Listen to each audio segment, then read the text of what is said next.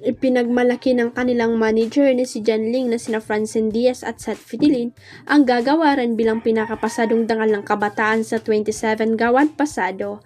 Ang bongga nga ng mag-collab team dahil talagang dangal sila ng kabataan dahil sa maganda nilang image. Siyempre, ipinagbunyi ng mga fan ng France at Love Team ang panibagong karangalang tatanggalin ng kanilang mga idolo. Samantala, bukod sa dangal sila ng mga kabataan, masaya rin ang mga suporte nila Francine at Seth dahil patuloy silang napupuri sa galing nila sa pag-arte. Sa Sins of the Father nga ni Gerald Anderson ay talaga namang pinag-usapan sila dahil sa usay nila sa mga mahirap nilang eksena sa seryeng yon. Siyempre excited na rin ang mga fan dahil kasama sina Seth at Francine sa Metro Manila Film Festival 2025 movie entry ng Regal Entertainment INC ang Shake, Rattle and Roll Evil Origins.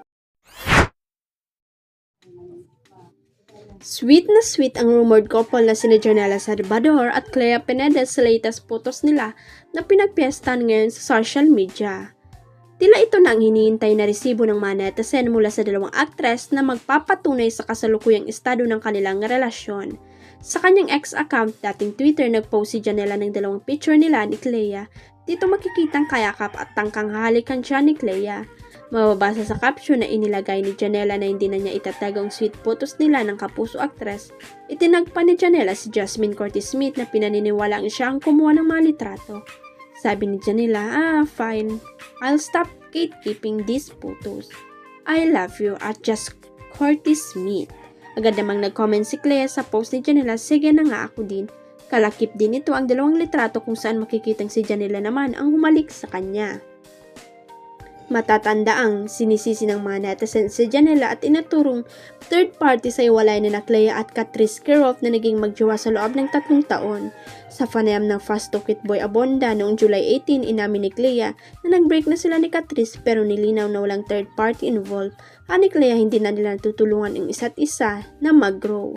Sinasabing nade-develop naman sina Clea at Janela nang magkasama sa pelikulang Open Endings. Sa isang interview kay Janela, mariin itong pinabulaanan na siya ang dahilan ng breakup ni Clea at Catrice. Para lang maging klaro, sabi ko po magsasalita ako at the right time, ito na yon.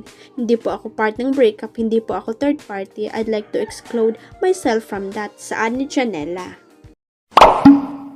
Huwag kalimutang i-click ang subscribe button at i-ring ang notification bell para sa latest at legit chika updates.